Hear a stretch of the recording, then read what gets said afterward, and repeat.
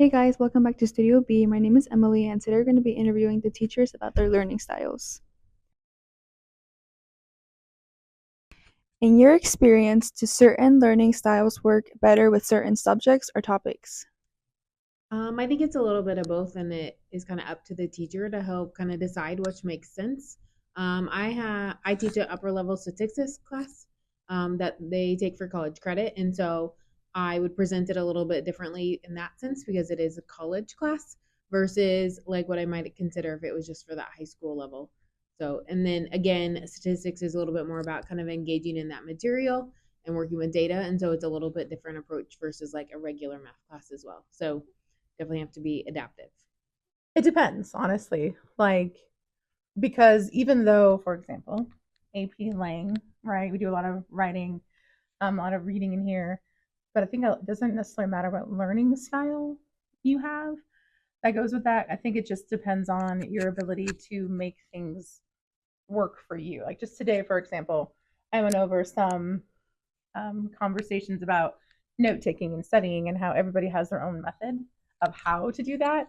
Some of us, I'm very tactile, so I have to write things down to like have that information absorbed, whereas some people are very auditorial, right? So they learn better like just by listening and processing, or maybe even like doodling potentially versus taking notes. And so I think I just have to tell kids like you have to make it work for you. Like just because I'm giving notes up here and my method that works for me doesn't necessarily mean it's going to work for you. So you have to make those adjustments. So if you are an auditory learner, maybe listening is how you're going to do that to my notes. Or if you're somebody who needs to write it down, you have to make that adjustment. So I don't think it necessarily matters what I'm teaching up here. It matters how the student themselves process that information.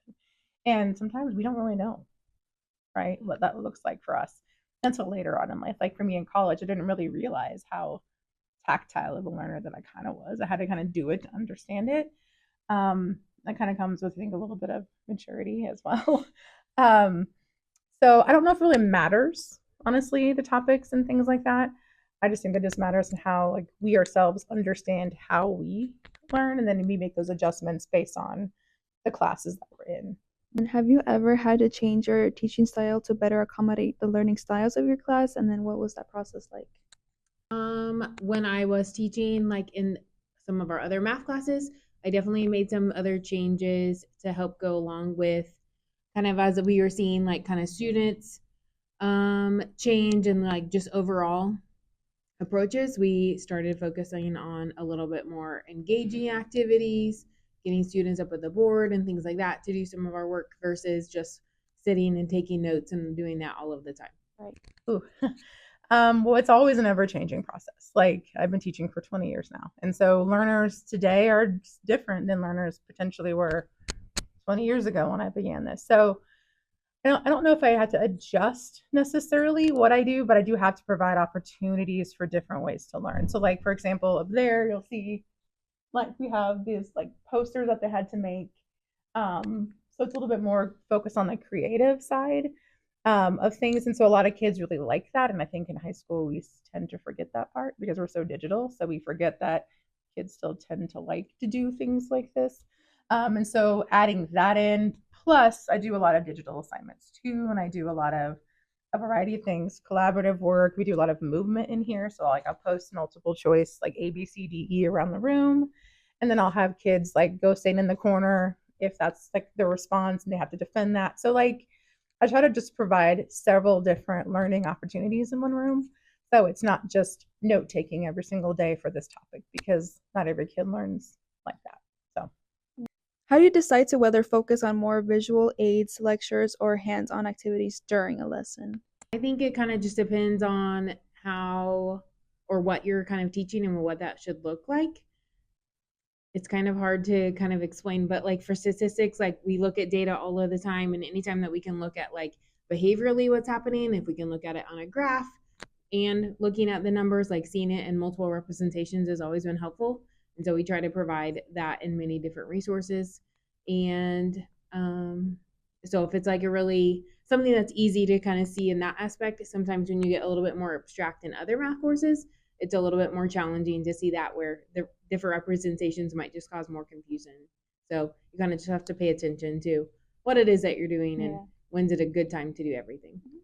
It just depends on what the topic, honestly. I guess you can say sometimes maybe it does matter what the topic is when you're doing that. Like, for example, multiple choice. Yes, I could have them take this like a multiple choice, assignment where they bubble it all in and then we talk about it as a class or we're still on our desks. For me, I think it just kind of gives kids a nice break because we do sit in these desks all day long.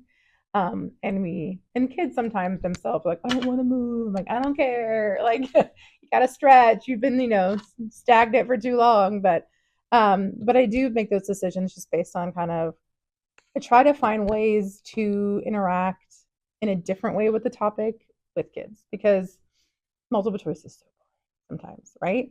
And so if you can gamify it or if you can like provide some kind of like collaborative race, competition with it, like it just makes it a little bit better, I think, for kids to process that and hopefully remember what they're learning. But I don't know if I answered that question actually very well at all, but that's kind of what I try to do, just based on what we're doing, try to make it more interesting somehow. Okay, that's it for today. Thank you guys so much for watching. You can find us on Instagram or in our next video. Bye.